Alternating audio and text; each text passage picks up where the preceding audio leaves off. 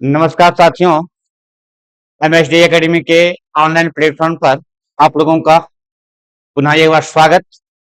और मैं ममराज पवार उत्तराखंड के इस पर्वतीय अंचल उत्तरकाशी डिस्ट्रिक्ट से आप लोगों के लिए करंट अफेयर की एक नई क्लास लेकर के आया हूं और उम्मीद करता हूं कि आप लोगों को ये क्लास बहुत पसंद आएगी।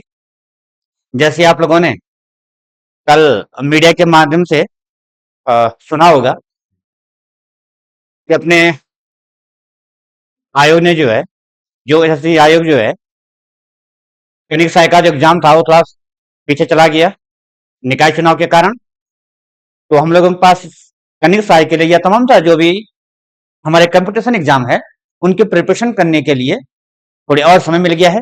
और जो हम पे जो कुछ कमियां रह गई थी एग्जाम को प्रिपरेशन को लेकर के, उसको दोस्तों हम क्या करेंगे इस समय में कंप्लीट कर देंगे। तो लेकर के आया हूं एक नई क्लास और उत्तराखंड करंट अफेयर की। तो देखते हैं फर्स्ट क्वेश्चन आज का प्रश्न स्क्रीन पर देखते हैं। हाल ही में उत्तराखंड गौरव सम्मान 2024 से सम्मानित नहीं किया गया। प्यारे दोस्तों, उत्तराखंड गवर्नमेंट ने जब हमारा राज्य स्थापना दिवस था जिस दिन, सभी को मालूम होगा कई बार एग्जाम में क्वेश्चन पूछ लिया गया, तो राज्य स्थापना दिवस 9 नवंबर 2000 को हम लोग मनाते हैं।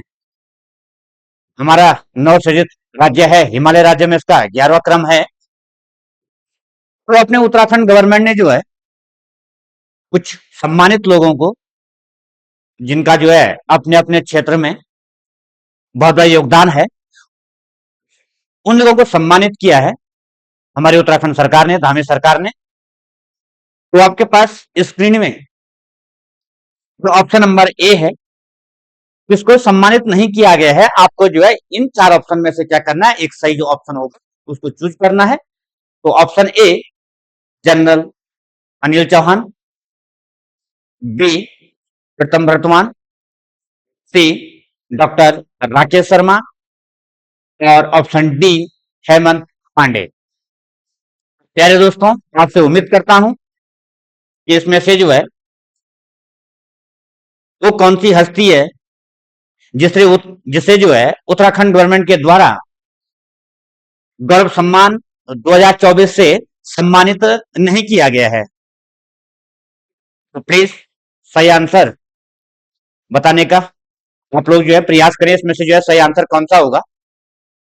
तो दोस्तों, हम ज्यादा समय न गंवाते हुए कम समय में हम क्या करेंगे, इन क्वेश्चनों को सॉल्व करेंगे। तो इसका जो सही आंसर है वो है option number C is correct answer. It means doctor Rakesh Sharma, ये इनका इस क्वेश्चन का सही जवाब है। ठीक है ना। तो आप लोग क्वेश्चन अच्छे से पढ़ लिए होंगे। इसमें से जो ऑप्शन नंबर सी है ये क्या है, इसका सही जवाब है। इस व्यक्ति को इस हस्ती को उत्तराखंड गौरव सम्मान नहीं मिला है 2024 में। देखते हैं दोस्तों, नेक्स्ट क्वेश्चन देखते हैं। क्वेश्चन नंबर 2, हाल ही में सेमीकंडक्टर और डिस्प्ले फैब्रिकेशन नीति 2024-29 को मंजूरी देने वाला राज्य कौन सा है। आप लोग क्वेश्चन को अच्छे से बोर्ड पढ़ पा रहे होंगे, इसमें पढ़ पा रहे होंगे। तो ये कह रहा है कि सेमीकंडक्टर और डिस्प्ले फैब्रिकेशन नीति है 2024 से 29 के। तो कौन सा ऐसा स्टेट है अपने भारतवर्ष का, अपने हिंदुस्तान का, जिसने इस नीति को क्या किया है, अपने मंजूरी दी है। Option A Maharashtra, option B Rajasthan, option C Andhra Pradesh, option D Madhya Pradesh. तो प्लीज सही जवाब बनाने का आप प्रयास करें कि इसमें से कौन सा ऑप्शन करेक्ट होगा। ऑप्शन में एक बार फिर से आपके सामने पढ़ रहा हूं। Option A Maharashtra, option B Rajasthan, option C Andhra Pradesh, option D Madhya Pradesh. तो मेरे प्यारे, इस क्वेश्चन का जो सही जवाब है, जो करेक्ट आंसर है, वो है ऑप्शन नंबर सी।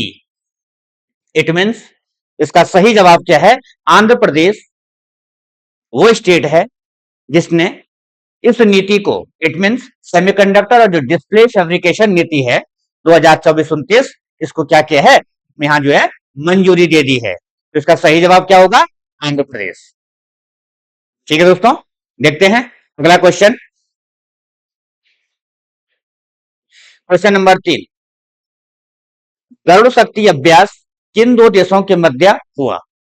दोस्तों, अपने इंडिया के अंदर जो है, आपको मालूम होगा कि हमारे पास जो है, इंडिया के पास जो है थल सेना जो हमारी है वो काफी बड़ी है, और टाइम टाइम पे क्या करती रहती है, कई सारे युद्ध अभ्यास करती रहती है। जैसे आपको मालूम होगा सूर्य किरण, तो सूर्य किरण जो है किसके बीच होता है, भारत और नेपाल के बीच होता है। डस्ट लिंक, कभी आपने नाम सुना होगा, युद्ध अभ्यास है, वो भी इंडिया और किसके बीच होता है। प्लीज आप मुझे जो है, जो डस्टबिन जो डस्टलिंग जो है युद्ध अभ्यास होता है, वो किन दो देशों को मध्य होता है। तो एक तो मैंने आपको बता दिया इंडिया, दूसरा कौन है, तो प्लीज आप कमेंट बॉक्स में जो है मुझे आंसर बताने का प्रयास करें। तो मैंने कहा हमारी थल सेना क्या करती है, टाइम टाइम पे क्या करती रहती है, युद्ध अभ्यास करती रहती है, श्रीलंका के साथ, मालदीव के साथ, है ना, नेपाल के साथ, उज्बेकिस्तान के साथ, रूस के साथ, अमेरिका के साथ, तमाम सारे जो है करती रहती है। तो यहाँ पर भी स्क्रीन पे मैं आपके सामने क्वेश्चन लेकर के आया हूं कि गरुड़ शक्ति अभ्यास किन दो देशों के मध्य होता है या हुआ है। अभी हाल ही में जो है ये युद्ध अभ्यास जो है समाप्त हुआ है। तो प्लीज बताने का जरा आप लोग कष्ट करेंगे कौन सा किन दो देशों के मध्य जो है ये हुआ है। ऑप्शन ए भारत और नेपाल, जिसका तो मैंने आपको आंसर बता ही दिया कि सूर्य किरण जो युद्ध अभ्यास होता है हमारी थल सेना और नेपाल की जो सेना है उसके मध्य होता है, ठीक है ना, सूर्य किरण। और जो ऑप्शन बी है ये किसके बीच होता है, ऑप्शन बी जो है भारत श्रीलंका, तो मैंने कहा भारत और नेपाल के बीच में क्या होता है, सूर्य किरण। याद रखें दोस्तों, कई बार जो है एग्जाम में क्वेश्चन आ रखा है ये कि सूर्य किरण जो युद्ध अभ्यास है वो किन दो देशों के मध्य होता है। तो मैं आपको बता दिया भारत और नेपाल, लेकिन आज का क्वेश्चन है गरुड़ शक्ति अभ्यास किन दो देशों के मध्य होता है। तो मैंने कहा option B Bharat Sri Lanka, option C Nepal और मालदीव, ऑप्शन डी भारत और इंडोनेशिया। तो प्लीज आप लोग जल्द से जल्दी आंसर देने का प्रयास करें। तो दोस्तों, ज्यादा समय न गंवाते हुए इसका जो सही आंसर है वो क्या है, भारत और इंडोनेशिया। क्या सही जवाब है इसका, भारत और इंडोनेशिया। तो हमें दिमाग में रखना कि गरुड़ शक्ति जो अभ्यास है ये किन दो देशों के मध्य होता है, भारत इंडोनेशिया के मध्य। ठीक है दोस्तों, नेक्स्ट क्वेश्चन देखते हैं। क्वेश्चन नंबर 4, क्वेश्चन नंबर 4 क्या है, तनुश्री पांडे ने विश्व सॉफ्टवेयर चैंपियनशिप में कौन सा पदक जीता है। तो इसका ऑप्शन नंबर ए स्वर्ण पदक, ऑप्शन बी रजत पदक, ऑप्शन सी कांस्य पदक, ऑप्शन डी इनमें से कोई नहीं।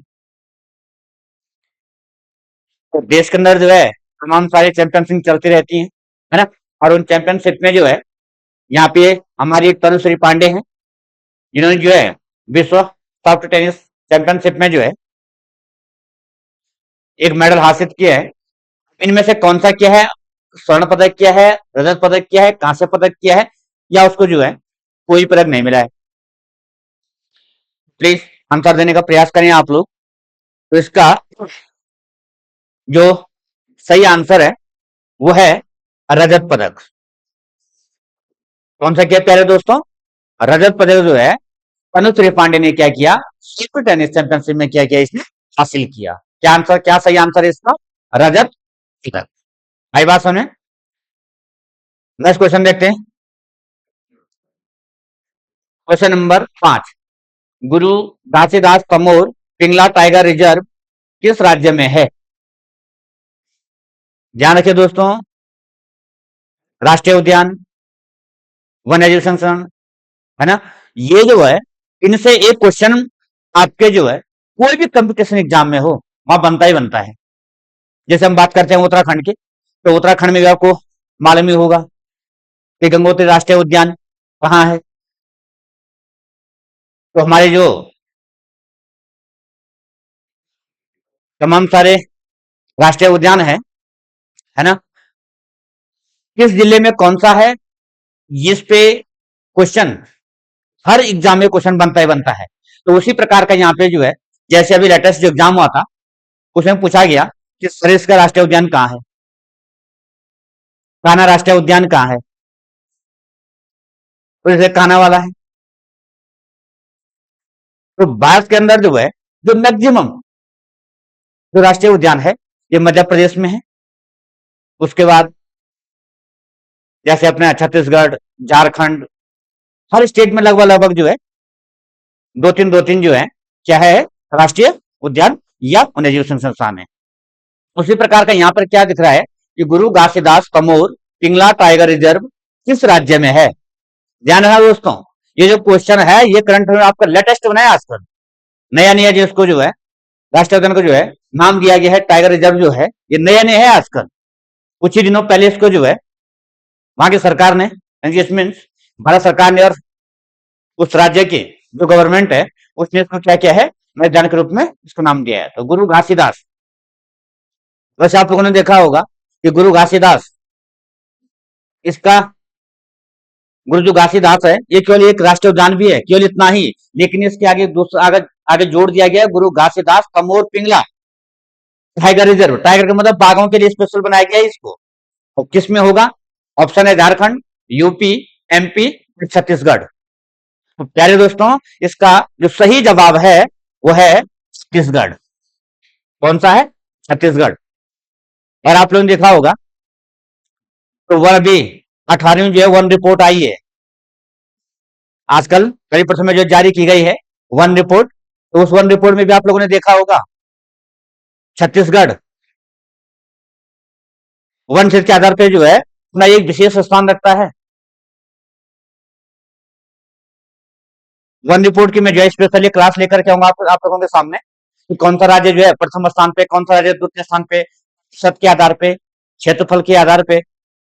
तो मैंने क्या कहा कि भैया जो छत्तीसगढ़ है, 18 जो वन रिपोर्ट आई है अभी, वन रिपोर्ट जो हमेशा हर 2 साल के बाद आती है। तो आप लोगों ने देखा, मैंने कहा 2024 में 18वीं वन रिपोर्ट आई है, तो फिर 17वीं वन रिपोर्ट कब आई होगी? 2021 के लास्ट लास्ट में जो है वन रिपोर्ट आई थी, ठीक है ना। तो क्या कहा मैंने कि गुरु घासीदास तमोर पिंगला टाइगर रिजर्व किस राज्य में स्थित है? छत्तीसगढ़ में। ध्यान रखना, दूसरा स्थान है छत्तीसगढ़ का। सारी जो वन रिपोर्ट आई है उसके आधार पर छत्तीसगढ़ जो है दूसरा राज्य है जहां वन आवरण जो है सबसे अधिक है। प्रथम स्थान पे कौन है? कोई संघ शासित राज्य क्षेत्र है या कोई राज्य है? इसका आप मुझे कमेंट बॉक्स में आंसर देंगे। प्रथम स्थान पे जो है कौन सा राज्य है, ना का वन आवरण जो है सबसे अधिक है, वो केंद्र शासित प्रदेश है या कोई राज्य है? प्लीज आप कमेंट बॉक्स में जो है इसका मुझे आंसर दें। तो देखते हैं दोस्तों next question, question number 6। Miss grand international का खिताब अपने नाम किया, किसने किया? ऑप्शन है Suman Mishra, option B Sushila Meena, option C Rachel Gupta, option D स्लीमा। और आप लोग दोस्तों आप देखते हैं हमारी बॉलीवुड जो इंडस्ट्री है वहां के लिए लोग जो है बहुत भाग दौड़ करते हैं। आप लोगों से मैं पूछना चाहूंगा कि जिस प्रकार इंडिया के अंदर जो है बॉलीवुड फिल्म इंडस्ट्री है, उसी प्रकार जो है बॉलीवुड इंडस्ट्री कहाँ की है? डॉलीवुड। मैं आपसे क्वेश्चन करना चाह रहा हूं कि जिस प्रकार जो है इंडिया के अंदर हमारी जो फिल्म इंडस्ट्री है उसका नाम हम लोगों ने रखा है बॉलीवुड, जो महाराष्ट्र के अंदर मुंबई शहर के अंदर है। उसी प्रकार डॉलीवुड जो फिल्म इंडस्ट्री है ये कहाँ की है? और इसका मैंने कहा ग्रैंड स्लैम चल रहे हैं, तो मिस ग्रैंड इंटरनेशनल का खिताब जो है किसने अपने नाम किया?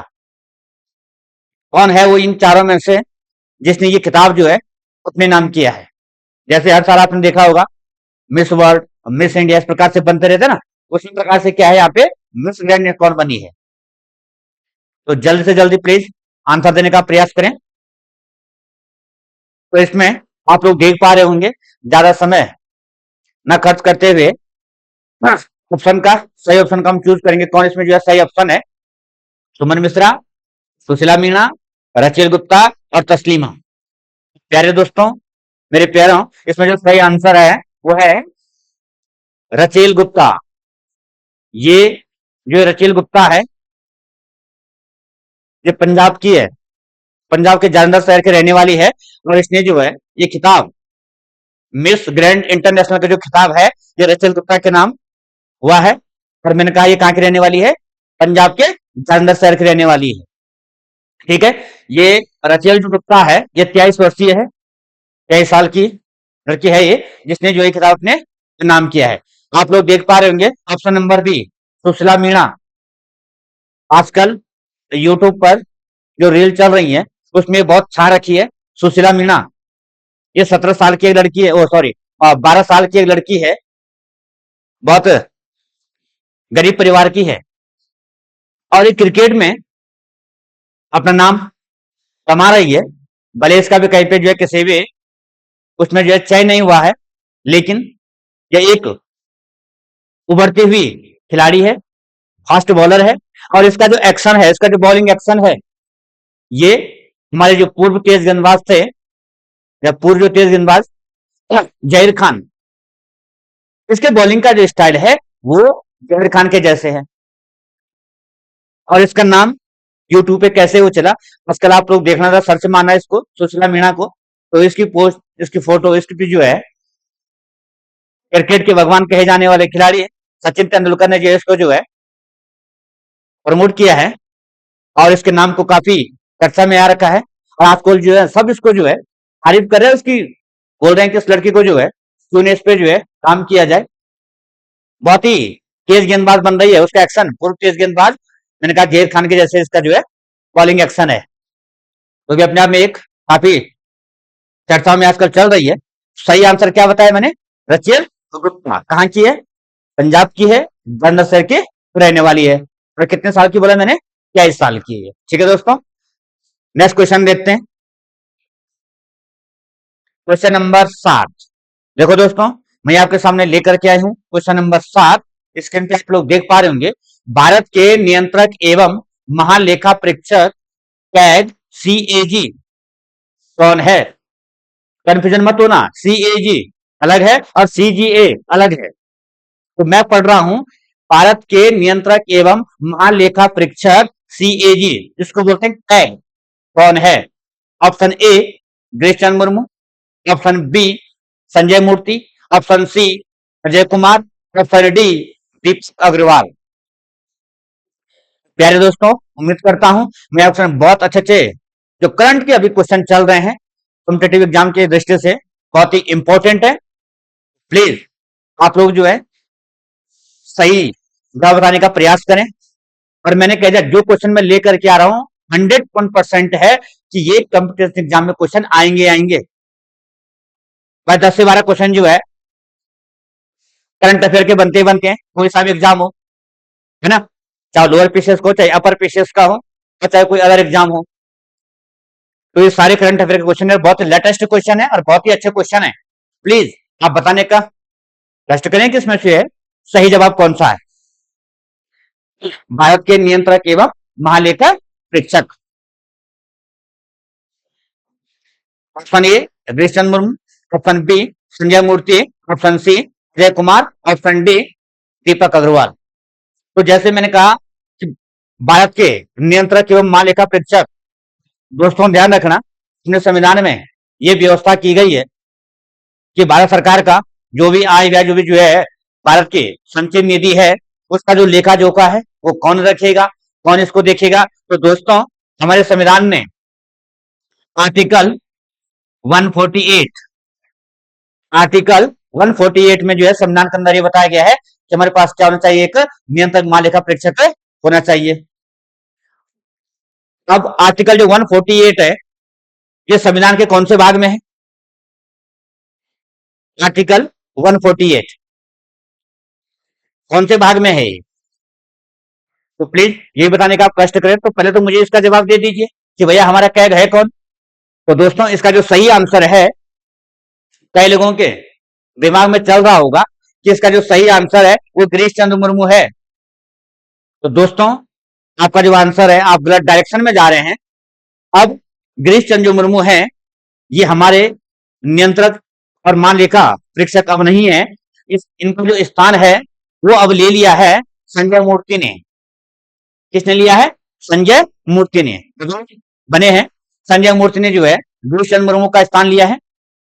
और जो आप ऑप्शन नंबर सी देख पा रहे होंगे, अजय कुमार, ये सीओ हैं। अजय कुमार जी क्या है? सीओ है। ठीक है ना? तो मैंने क्या कहा कि गिरीश चंद्र मुर्मू थे, ये हमारे जो है पूर्व के नियंत्रक एवं महालेखा परीक्षक है। लेकिन वर्तमान में कौन है? संजय मूर्ति जी हैं। और गिरीश चंद्र मुर्मू जो पहले, अगर आप लोगों ने इनके बारे में पढ़ा या सुना होगा, तो ये कहाँ के थे? अपने दक्षिण भारत के थे। और गिरीश चंद्र मुर्मू जी हैं, कैग बनने से पहले, नियंत्रक एवं महालेखा परीक्षक बनने से पहले ये जो हैं जेएनके के क्या थे? वहां के उपराज्यपाल, इनको वहां पे बोलते हैं जिसको एलजी कहते हैं, वो बनाए गए थे। और जैसे उनको वहां से हटाया, तुरंत जो है भारत सरकार ने इनको क्या बना दिया? नियंत्रक एवं महालेखा परीक्षक बना दिया।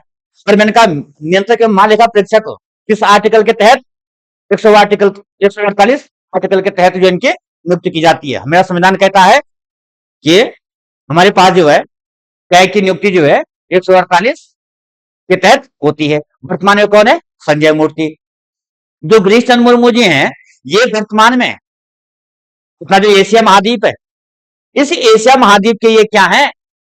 नियंत्रक एवं महालेखा परीक्षक है। दोस्तों, ये कहीं गए नहीं है, इनका कद बढ़ गया है, इनका पद बढ़ गया है। पहले तो ये क्या करते थे? भारत के लिए, भारत के अंदर जो कैग थे उस स्थान को नियुक्त थे ये। लेकिन अब इनका प्रमोशन हो गया, एक प्रकार से कहें तो प्रमोशन हो गया है। कहा? एशिया महाद्वीप के अंदर ये क्या करते हैं? महालेखक परीक्षक का कार्य कर रहे हैं, कैग का कार्य कर रहे हैं। कौन नियुक्त इस पद के लिए? एशिया की बात कर रहा हूं, गिरीश चंद्र मुर्मू जी। और बाद में कौन है? संजय मूर्ति जी। और अजय कुमार को क्या कहा मैंने? ये सीओ है। ठीक है ना? तो देखते हैं दोस्तों, क्वेश्चन नंबर 8। दिसंबर 2024 में जनरल डॉक्टर विजय कुमार सिंह सेवानिवृत्त को किस राज्य का राज्यपाल नियुक्त किया गया है? Option A Bihar, option B Mizoram, option C Manipur, option D Orissa. तो दोस्तों, इसका सही जवाब क्या होगा? तो आप देख ही पा रहे होंगे कि जो डॉक्टर विजय कुमार जी है, उनके आगे जनरल लगा हुआ है। तो सिंपल सी बात है कि इनका नाता जो है पहले सेना से रहा होगा, है ना? थल सेना से रहा होगा, इसलिए उनके आगे जनरल लगा हुआ है। और जनरल अपना में क्या एक बहुत बड़ी रैंक होती है सेना के अंदर। तो जब उन्होंने वहां से जो है सेवानिवृत्त हो गए होंगे, तो इंडिया गवर्नमेंट ने क्या किया कि जो है विजय कुमार सिंह को जो है राज्यपाल नियुक्त कर दिया। राज्यपाल की जो नियुक्ति होती है वो राष्ट्रपति के द्वारा होती है। राज्यपाल की नियुक्ति कौन करता है? ठीक है, राष्ट्रपति जो है उनको। और तो राज्यपाल होते हैं, राज्यपाल को जो शपथ है वो जिस राज्य में राज्यपाल को जो है नियुक्त किया जाता है राष्ट्रपति के द्वारा, उस राज्य का जो मुख्य न्यायाधीश होता है वो क्या करता है? राज्यपाल को शपथ दिलाता है। और यदि मुख्य न्यायाधीश नहीं होता है तो फिर उस न्यायालय का जो वरिष्ठ न्यायाधीश होगा वो क्या करेंगे? राज्यपाल को क्या करेंगे? शपथ दिलाएंगे। नियुक्ति कौन करता है? ध्यान रखना दोस्तों, फर्क है दोनों में। नियुक्ति कौन करता है? राष्ट्रपति। शपथ कौन दिलाता है? उस राज्य का मुख्य न्यायाधीश। और यदि मुख्य न्यायाधीश अनुपस्थित हैं या किसी काम से बाहर जा रखे हैं, कौन कौन दिलाएगा फिर? उस राज्य का जो न्यायालय है, जो उच्च न्यायालय है, वरिष्ठ जो न्यायाधीश होगा वो दिलाएगा। ठीक है दोस्तों, तो प्लीज आप बताने का कष्ट करें कि कौन सा जो है इनमें से सही आंसर होगा। तो इसका सही आंसर है ऑप्शन बी मिजोरम।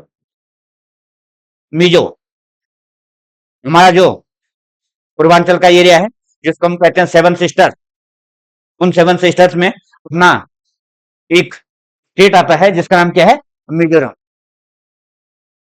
और यहाँ की लैंग्वेज क्या है, ठीक है दोस्तों। मिजोरम के जो है, जो विजय कुमार सिंह है, इनको मिजोरम के क्या है, नए राज्यपाल नियुक्त किया गया है। ठीक है दोस्तों, तो सही आंसर क्या हो गया, मिजोरम। नेक्स्ट क्वेश्चन देखते हैं, क्वेश्चन नंबर 9। भारत में अनुशासन दिवस कब मनाया जाता है? अनुशासन दिवस दोस्तों ने इसने होना था सुशासन दिवस, चलो कोई बात नहीं, टाइपिंग मिस्टेक हो जाती है। सुशासन दिवस इसने होना था। अपने भारत में जो है सुशासन दिवस जो है कब मनाया जाता है? ऑप्शन है 26 दिसंबर, ऑप्शन बी 25 दिसंबर, ऑप्शन सी 15 जनवरी, ऑप्शन डी 25 जनवरी। तो प्लीज बताएं आप लोग, इसका सही जवाब क्या होगा। क्वेश्चन पूछा जा रहा है कि भारत में सुशासन दिवस कब मनाया जाता है। तो दोस्तों ज्यादा लेट न करते हुए इसका जो सही आंसर है वो है 25 दिसंबर। तो ध्यान रखें दोस्तों, 25 दिसंबर आज ही है ना। पूरे देश में लोग जो है क्रिसमस डे मना रहे हैं, कर रहे हैं, लेकिन वास्तव में आज क्या है, हमारा 25 दिसंबर अगर देखें उत्तराखंड के अंदर तो तुलसी माता का दिवस है। ठीक, दूसरा आज पूरे देश के अंदर तो भी आपने देखा होगा न्यूज में, जो हमारे पूर्व प्रधानमंत्री थे अटल बिहारी वाजपेयी जी, अटल बिहारी वाजपेयी जी की जो आज 100वीं जयंती मनाई गई है, और उन्हीं को जो है सुशासन बाबू के रूप में जाना जाता था। मैंने क्या कहा, अटल बिहारी वाजपेयी की 100वीं जयंती जो है मनाई गई है ना। और आज 25 दिसंबर को क्या कहा मैंने, सुशासन दिवस भी मनाया जाता है देश के अंदर जो है। इसीलिए मैंने क्या कहा कि अटल बिहारी वाजपेयी की 100वीं जयंती आज मनाई गई है। और आप लोगों ने देखा होगा हमारे जो राष्ट्रपति है कौन, द्रौपदी मुर्मू जी, आदरणीय प्रधानमंत्री जी, और उपराष्ट्रपति जगदीप धनखड़ जी को तो आपने देखा होगा कि उनको आज जो है श्रद्धांजलि दी गई। तो मैंने क्या कहा, 100वीं जयंती जो है आज अटल बिहारी वाजपेयी की मनाई गई है, और मैंने कहा सुशासन दिवस कब मनाया जाता है, 25 दिसंबर को। इसको सही जवाब क्या है, 25 दिसंबर। आप देख पा रहे होंगे ऑप्शन डी 25 जनवरी। 25 जनवरी क्या होता है, मतदाता दिवस मनाया जाता है 25 जनवरी को। 25 जनवरी को क्या मनाया जाता है, मतदाता दिवस मनाया जाता है। 26 दिसंबर, बहुत बार एग्जाम में क्वेश्चन पूछा, 26 दिसंबर को क्या होता है, बताओ प्यारे दोस्तों। 26 दिसंबर को कमेंट बॉक्स में लिखे ना, 26 दिसंबर को क्या होता है, बार बार एग्जाम में क्वेश्चन पूछा गया। 26 दिसंबर, थोड़ा हिंट दे रहा हूं, 11 दिसंबर, 9 दिसंबर, 11 दिसंबर, 26 दिसंबर संविधान से रिलेटेड है दोस्तों। तो प्लीज बताने का जवाब दे मुझे, क्या जवाब, 26 दिसंबर को क्या मनाया जाता है, किस रूप में हम इस दिवस को मनाते हैं। 25 जनवरी तो मैंने आपको बता ही दिया, मतदाता दिवस के रूप में मनाते हैं। और 25 दिसंबर को क्या मनाया जाता है, सुशासन दिवस मनाया जाता है। और आज मैंने अटल बिहारी वाजपेयी की क्या थी, 100वीं जयंती, इसलिए जो इसको मनाया जा रहा है। देखते हैं क्वेश्चन नंबर 10। पीएम विद्यालक्ष्मी योजना का संबंध किससे है? करंट का क्वेश्चन है दोस्तों। अपनी भारत सरकार ने, अपनी केंद्र सरकार ने अभी जो है इस योजना को लॉन्च किया है, तो बताने का कष्ट करें आप। ऑप्शन ए मेधावी विद्यार्थियों से, ऑप्शन बी बाल वैज्ञानिकों, ऑप्शन सी पिछले वर्ग के बालकों से, ऑप्शन डी इनमें से कोई नहीं। तो प्यारे दोस्तों, जो पीएम विद्यालक्ष्मी योजना है, ये भारत सरकार ने, जो हमारा केंद्रीय मंत्रिमंडल है, उस केंद्रीय मंत्रिमंडल ने क्या क्या इस योजना को लॉन्च किया है। तो बताने का प्रयास करें कि ये पीएम जो विद्यालक्ष्मी योजना है, ये किससे रिलेटेड है, मेधावी विद्यार्थियों से, बाल वैज्ञानिकों से, पिछड़े वर्ग के बालकों से, या इनमें से कोई नहीं। तो मैंने कहा केंद्र सरकार जब ये योजना लॉन्च की है, तो हमारी केंद्र सरकार का ये दृष्टिकोण है कि हमारी जो युवा पीढ़ी है, जो न्यू जनरेशन है, क्योंकि प्रेजेंट में आप लोग देख पा रहे होंगे एआई का जमाना है, आर्टिफिशियल इंटेलिजेंस जो है बहुत तेजी से, बहुत रफ्तार से क्या कर रहा है, हमारे तमाम सारे कार्य छीन रहा है। चलो इसी पे एक क्वेश्चन मैं आप लोगों से पूछ रहा हूं, इसका जवाब आप लोग कमेंट बॉक्स में देना कि जो एआई है, आर्टिफिशियल जो इंटेलिजेंस है, उस फील्ड में, इस क्षेत्र में भारत का कौन सा नंबर है वर्ल्ड के अंदर, विश्व के अंदर जो है आर्टिफिशियल जो इंटेलिजेंस है, एआई जो है, इस क्षेत्र में भारत का कौन सा स्थान है। कमेंट बॉक्स में प्लीज आप बताने का कष्ट करें कि एआई फील्ड में जो कौन सा स्थान है भारत का। हाँ, तो मैं आपसे क्वेश्चन कर रहा था कि जो केंद्र सरकार है, केंद्र सरकार ने जिस योजना को लॉन्च किया है, तो किससे रिलेटेड है, क्योंकि बाल मनोवैज्ञानिकों से, मेधावी विद्यार्थियों से है, पिछड़े वर्ग के बालकों से है, या इनमें से कोई नहीं है। तो प्यारे दोस्तों, इसका जो सही जवाब है, वो सही जवाब क्या है, मेधावी विद्यार्थियों से। जो मेधावी विद्यार्थी हैं उनको जो है, जो ये पीएम विद्यालक्ष्मी योजना है, इसका लाभ मिलेगा, उनको आगे बढ़ने का मौका मिलेगा। तो केंद्र सरकार ने, केंद्र का जो मंत्रिमंडल है, उसने जो इस योजना को लॉन्च किया है। सही जवाब क्या है, मेधावी विद्यार्थियों से। देखते हैं दोस्तों नेक्स्ट क्वेश्चन, क्वेश्चन नंबर 11। बहुत ही लेटेस्ट क्वेश्चन है सारे। क्वेश्चन नंबर 11, अंडमान निकोबार द्वीप की राजधानी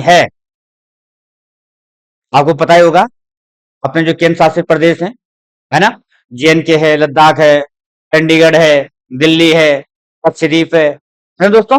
तो उसी में से हमारे एक केंद्र शासित प्रदेश कौन है, अंडमान निकोबार द्वीप। तो इसकी राजधानी क्या है, काफी आपने नाम सुना होगा अंडमान निकोबार द्वीप का। दोस्तों इसका सही सही जवाब देना, जो नहीं देगा उसको काले पानी की सजा होगी। और जानते हो काला पानी कहाँ है, काले पानी जो जेल कहाँ है, इसी अंडमान निकोबार द्वीप में है।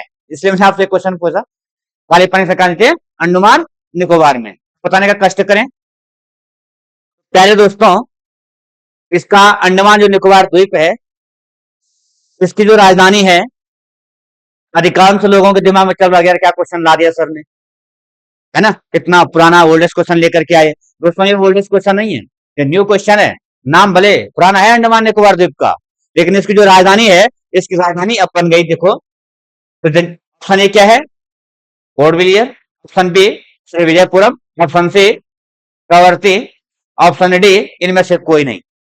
अरे दोस्तों इसका जो सही जवाब है वो है श्री विजयपुरम। क्या है, श्री विजयपुरम। मैं आपको बता रहा हूं, अभी किताबों में छप के नहीं हुआ। कल रात को मतलब 24 दिसंबर को रात्रि को जो है, भारत सरकार का जो गृह मंत्रालय है, हमारे जो माननीय गृह मंत्री जी हैं अमित शाह जी, उन्होंने जो है, या गृह मंत्रालय ने जो है, जो अंडमान निकोबार द्वीप है, इसकी राजधानी का नाम क्या रखा गया है, श्री विजयपुरम। कल रात की बात कर रहा हूं मैं, गृह मंत्रालय ने इस चीज का जो अनाउंस किया है कि जो अंडमान निकोबार द्वीप समूह है, उसकी राजधानी क्या है, श्री विजयपुरम। ठीक है दोस्तों, एकदम लेटेस्ट क्वेश्चन है। उम्मीद करता हूं आप लोग इसको जो अपने दिमाग में छाप दीजिए, अंडमान निकोबार की राजधानी कहां है, श्री विजयपुरम। ठीक है, किसने किसकी घोषणा, गृह मंत्रालय, हमारे जो गृह मंत्री हैं अमित शाह जी, उन्होंने की है। नेक्स्ट क्वेश्चन देखते हैं, क्वेश्चन नंबर 12। उत्तराखंड सरकार ने प्रदेश की पहली टाउनशिप का निर्माण किस स्थान पर करने का निर्णय लिया है। लेटेस्ट क्वेश्चन है दोस्तों। अपनी जो उत्तराखंड गवर्नमेंट है, वहां में जो सरकार है, उन्होंने जो है एक नए सिरे से एक टाउन बसाने का निर्णय लिया है। उसको नए सिरे से कैसे बसाया जाए, तो उनमें से कौन सा वो टाउन है जिसको नए सिरे से बसाया जाएगा। Option A Sumari, option B Srinagar, option C हानो, ऑप्शन डी चाय बागान प्रेमनगर। प्यारे दोस्तों इसमें से जो है इस क्वेश्चन का सही जवाब कौन सा होगा, तो ले चलते हैं आपको। इसका जो सही जवाब है वो है दोस्तों श्रीनगर। श्रीनगर जम्मू कश्मीर वाला नहीं ना, जो श्रीनगर है वो पौड़ी गढ़वाल में पड़ता है ना, गढ़वाल के दिल्ली कहते हैं इसको। प्यारे दोस्तों, क्या कहा मैंने कि उत्तराखंड गवर्नमेंट ने क्या किया कि जो पहले टाउनशिप बसाने का जो निर्णय लिया है वो किसको लिया है? श्रीनगर ने। और मैंने कहा श्रीनगर किस डिस्ट्रिक्ट के अंदर आता है? पौड़ी के अंदर। ठीक है दोस्तों। सुमाड़ी, ये सुमाड़ी भी जो है पौड़ी डिस्ट्रिक्ट के अंदर आता है। कानो, ये देहरादून डिस्ट्रिक्ट के अंदर आता है। थाना बहुत चर्चाओं में है आजकल, बहुत चर्चाओं में है थानो। और ऑप्शन डी है चाय बागान प्रेमनगर में। आपने देखा होगा जब प्रेमनगर स्टेट में उतरते हो तो वहां से 8-9 किलोमीटर आगे जो है चाय बागान है। ठीक है ना, प्रेमनगर के अंदर। तो इस क्वेश्चन का सही जवाब क्या है? किस उत्तराखंड सरकार ने जो है पहला टाउनशिप बसाने का निर्णय किसको कहाँ लिया गया है? श्रीनगर। कहाँ पड़ता है ये? पौड़ी गढ़वाल के अंदर। कहाँ पड़ता है? पौड़ी गढ़वाल के अंदर। ठीक है। ये आप लोग जरा मुझे बताने का कोशिश करेंगे दोस्तों। आपके लिए क्वेश्चन है, पौड़ी को जो है कब गढ़वाल मंडल का जो है स्थायी इनको घोषित किया गया? कब अंग्रेजों ने जो इसको जो है पौड़ी को जो अपना हिल स्टेशन चूज किया? क्वेश्चन नंबर 13, भारत का पहला मधुमेह बायो बैंक कहाँ स्थापित किया गया? बहुत ही famous question. Option A Bengaluru, option B Mumbai, option C Chennai, option D Delhi. तो बताओ दोस्तों कौन सा होगा? मधुमेह बायो बैंक कहाँ स्थापित किया गया है? तो ज्यादा देर न करते हो दोस्तों, आंसर को लेकर चलते हैं इसका, जिसका जो सही ऑप्शन है ऑप्शन नंबर सी चेन्नई। और चेन्नई कहां पड़ता है? पिता सबको मालूम होगा कि दक्षिण भारत में पड़ता है, लेकिन किस राज्य में पड़ता है? तो ध्यान रखें दोस्तों, चेन्नई किस में पड़ता है? मद्रास। आपका जो तमिलनाडु सुना होगा ना सबसे नीचे उधर। नेक्स्ट क्वेश्चन देखते हैं, क्वेश्चन नंबर 14, एकदम लेटेस्ट क्वेश्चन दोस्तों, ध्यान रखें। संविधान ने 129वां संशोधन विधेयक 2024 का मुख्य उद्देश्य क्या है? बहुत ही अच्छा क्वेश्चन है, समझिए आगामी एग्जाम में आने के 101% चांसेस हैं दोस्तों। ऑप्शन ए, एक नया केंद्र शासित प्रदेश बनाने के लिए संविधान में संशोधन करना। ऑप्शन बी, लोकसभा और राज्य विधानसभा के लिए एक साथ चुनाव करवाना। ऑप्शन सी,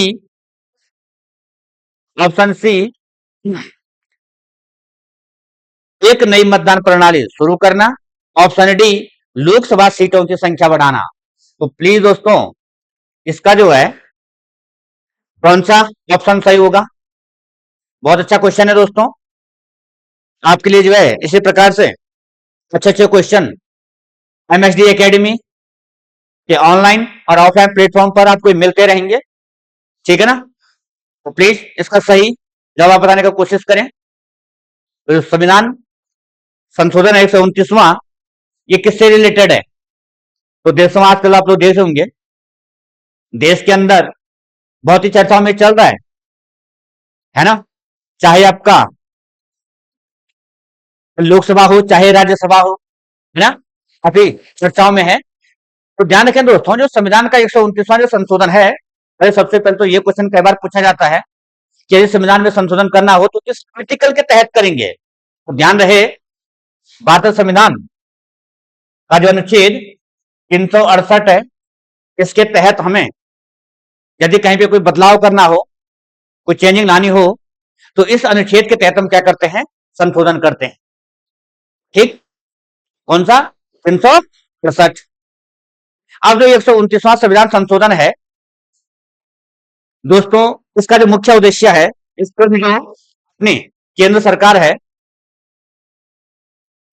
उसने संविधान संशोधन किससे रिलेटेड है? तो इसका जो सही जवाब है ऑप्शन नंबर बी, लोकसभा और राज्य विधानसभा के लिए एक साथ चुनाव कराना।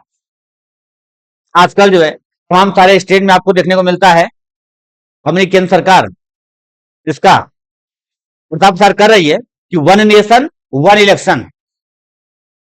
ठीक है ना, क्या? One nation one election. इसके लिए जो है केंद्र सरकार पूरी तरह से प्रतिबद्ध है कि भैया ये हमारे जो विधानसभा के चुनाव हो चाहे लोकसभा के चुनाव हो, इनको जो है एक साथ कराया जाए। अब इसके पीछे लॉजिक क्या देते हैं? इसके पीछे लॉजिक ये है, भारत सरकार पे जो वित्तीय जो भार पड़ता है ये कम हो जाएगा, है ना। टाइमिंग का भी इश्यू है। तो जब एक साथ जो है पूरे देश के अंदर क्या हो जाएगा, चुनाव होगा, वन नेशन वन इलेक्शन हो जाएगा, तो उससे क्या होगा, वित्तीय थोड़ा कम पड़ जाएगा। ठीक है ना। तो इसके लिए मैंने क्या कहा, भारत सरकार ने क्या किया, संविधान में संशोधन किया 368 आर्टिकल के तहत, और 129वां संविधान संशोधन हुआ। दोस्तों, ये जो संविधान संशोधन है, one election one nation one election वाली जो पॉलिसी है, तो इसके लिए जो है एक समिति गठित की गई है, जिसमें हमारे जो पूर्व राष्ट्रपति थे श्री रामनाथ कोविंद जी, इनको जो है इनका अध्यक्ष बनाया गया, और इनके अंदर जो है एक समिति बनी, जिसमें केंद्र सरकार की ओर से जो है राजस्थान के जो एमपी हैं अर्जुन राम मेघवाल जी,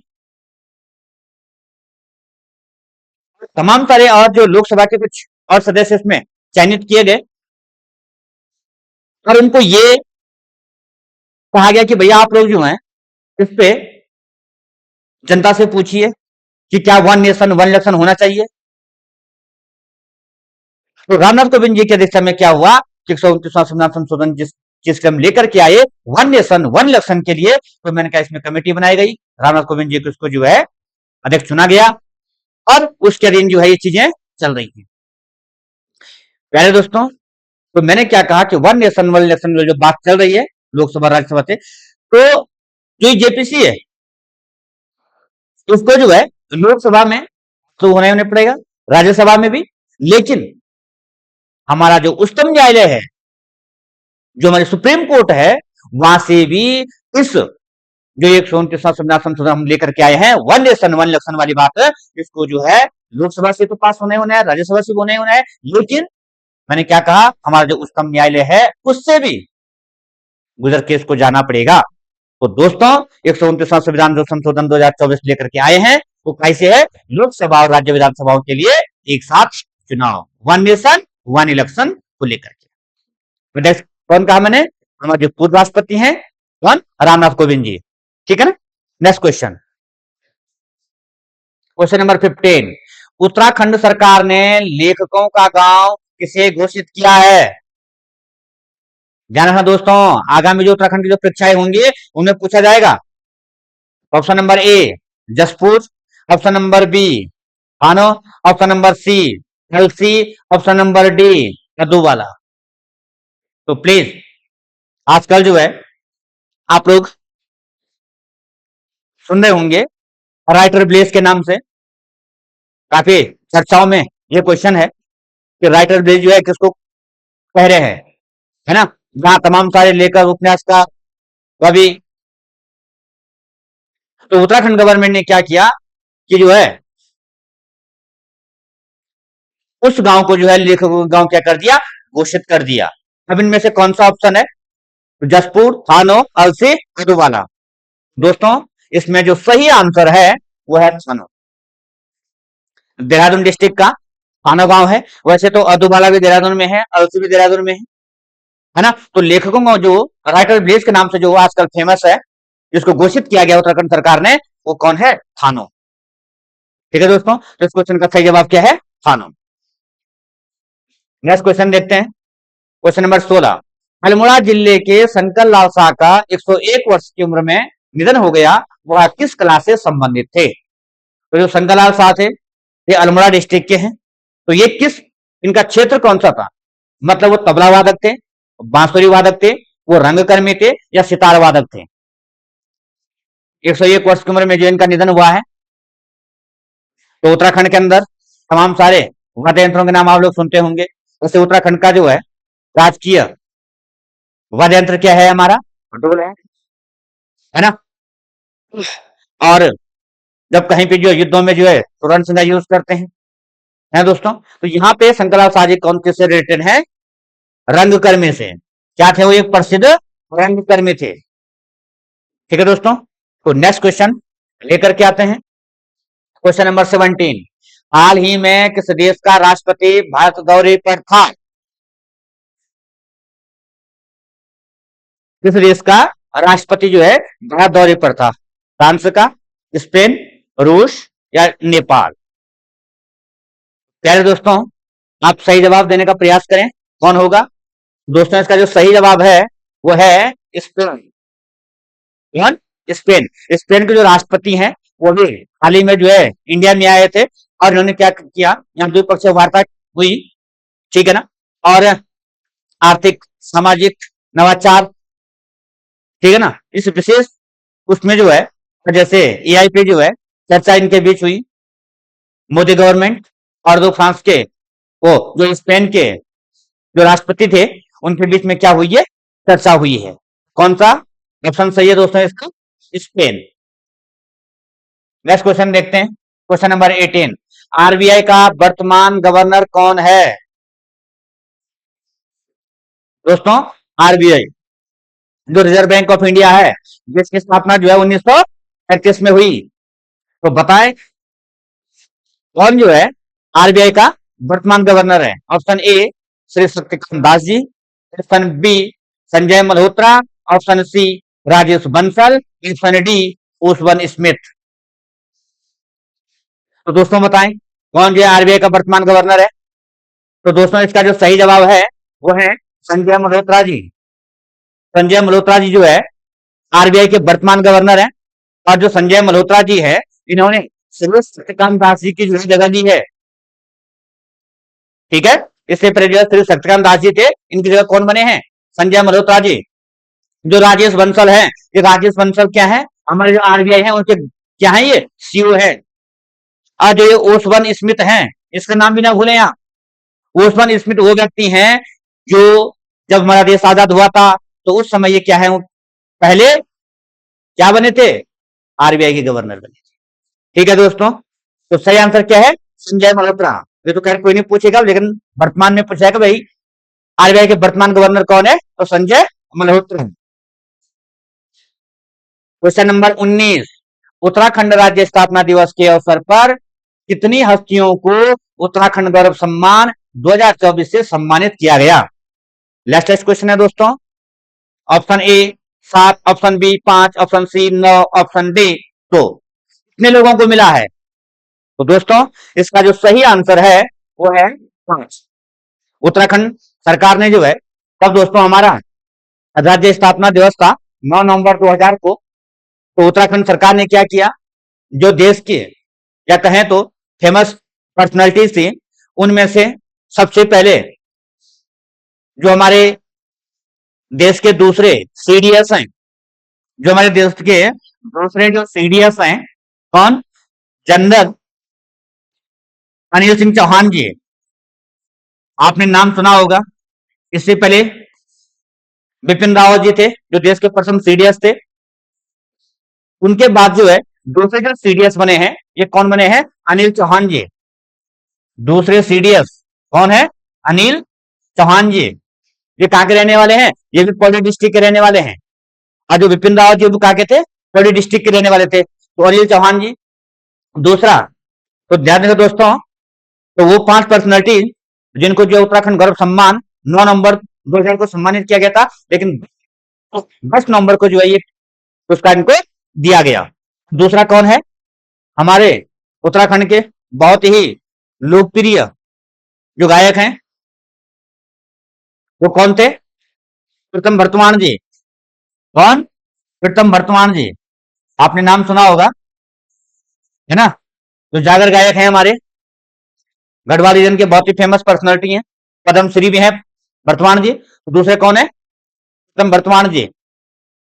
तीसरा आध्यात्मिक गुरु, नाम आपने सुना होगा, आध्यात्मिक गुरु माता मंगला।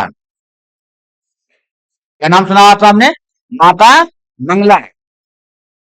इनको भी जो है उत्तराखंड गवर्नमेंट ने क्या किया है? उत्तराखंड गौरव सम्मान दिया है। तो पहले दोस्तों कौन है? अनिल चौहान जी हैं, तब वर्तमान जी हैं, माता मंगला जी हैं, और जो फिल्म इंडस्ट्री के आपने नाम सुना होगा, फिल्म इंडस्ट्री में उनका काफी नाम है। तो अनिल चौहान जी हो गए, प्रथम वर्तमान जी हो गए, आध्यात्मिक गुरु माता मंगला जी हो गई, और एक डॉक्टर है, ठीक है ना। तो 5 लोगों को जो है ये पुरस्कार दिया गया है। कितने लोगों को? 5 लोगों को, ठीक है दोस्तों।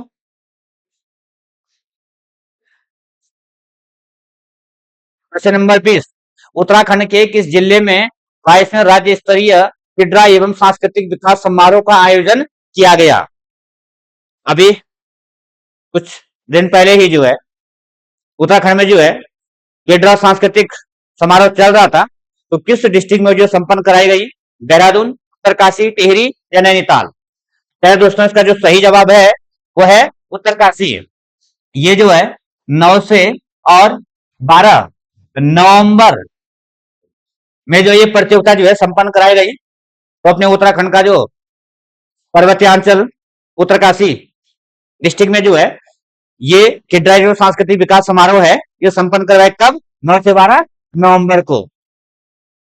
नेक्स्ट क्वेश्चन देखते हैं दोस्तों, लगता है आज के सेशन का ये अंतिम प्रश्न है। उत्तराखंड विधानसभा अध्यक्ष से मिली जानकारी के अनुसार राज्य में अंतर्राष्ट्रीय संसदीय शोध एवं प्रशिक्षण संस्थान की स्थापना कहाँ की जाएगी? ऑप्शन ए हरसिल उत्तरकाशी में, ऑप्शन बी मलारी चमोली में, ऑप्शन सी दारचूला पिथौरागढ़ में, ऑप्शन डी भराड़ीसैंण चमोली में। तो उत्तराखंड सरकार ने जो है भारत सरकार से सलाह मशवरा करके अपने इस पर्वतीय राज्य में जो है राष्ट्रीय और अंतर्राष्ट्रीय स्तर के जो शोध एवं जो प्रशिक्षण होंगे, तो एक ऐसे संस्थान की अपने उत्तराखंड गवर्नमेंट ने जो है योजना बनाई, और वो हमारे एक इन चारों में से कौन सा एक ऐसा डिस्ट्रिक्ट होगा जिसमें वो शोध संस्थान जो है स्थापित किया जाएगा? तो हरसिल, मलारी, धारचूला या भराड़ीसैंण? तो दोस्तों इसका जो सही जवाब है वो है भराड़ीसैंण चमोली। जो भराड़ीसैंण है, आपने देखा होगा भराड़ीसैंण, गैरसैंण का आप लोगों ने नाम सुना होगा, जो अपने राज्य की क्या है? ग्रीष्मकालीन राजधानी है गैरसैंण, ठीक है ना? जिसके लिए जो है जो दीक्षित आयोग था उसने सिफारिश की थी कि भैया इसको जो है राजधानी बनाइए, ठीक है ना? भराड़ीसैंण इसका क्या है दोस्तों? सही जवाब है। तो उम्मीद करता हूं कि आपके संबंध में इसका सेशन आपको बहुत पसंद आया होगा और सारे जो है लेटेस्ट क्वेश्चन थे